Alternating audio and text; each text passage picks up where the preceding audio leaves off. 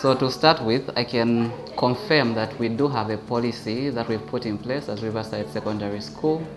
The policy seeks, as you have rightly put it, to raise the academic performance of our pupils.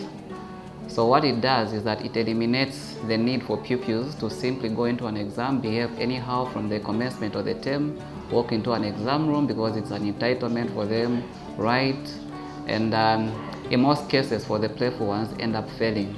So what it does is that it addresses the issue to do with playfulness. It encourages the pupils to study. It puts them on their toes, in short, because the pupils are not given that automatic entry in the exam room. For a child to earn the right to write an end of term test, they ought to meet the minimum threshold of 15 marks out of a possible 30.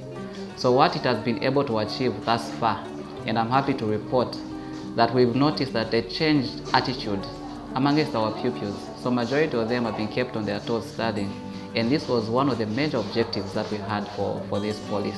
My name is Matthias, and I've been here in Riverside for quite some time, and there's a new policy that we've been introduced to, and this is CA, or Continuous Assessment Test.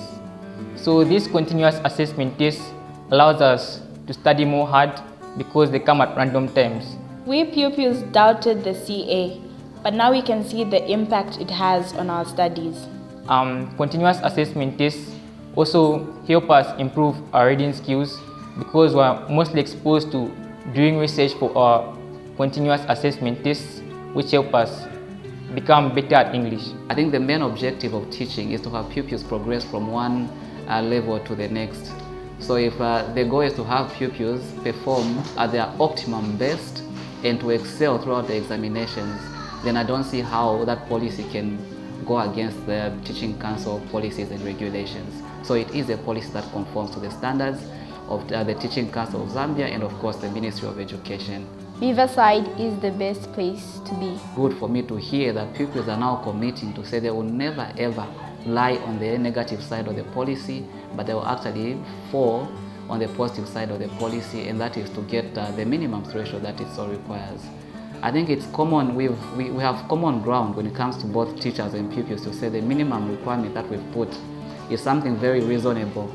It's not punitive in nature, it's actually progressive, it's aimed at raising their performance more than anything else.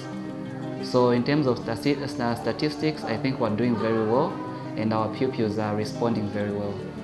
Those that were not buying into the policy, they have naturally now bought into the policy after experiencing the repercussions of not wanting to fall in line with the policy.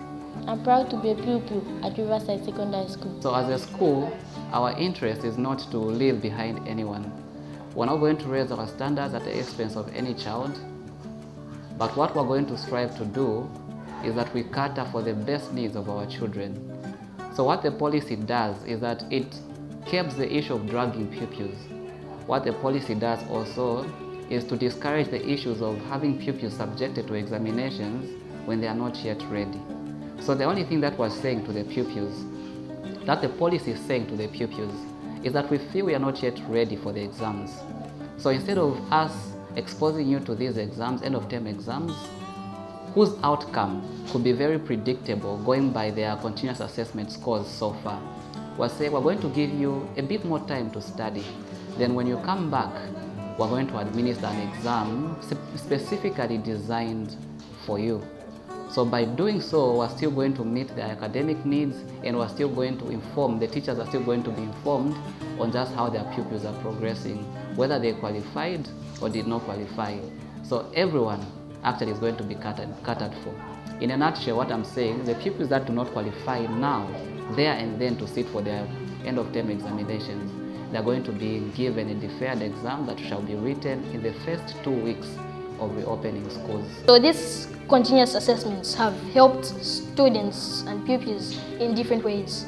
These CAs have pushed us to study hard and concentrate on our books. The outcomes that we pray for it to achieve, it has to be supported both by the school and of course the home. The school being the teachers and the administrators and of course the pupils. The home environment being the parents and the pupils. So the pupils are one intersection that we have.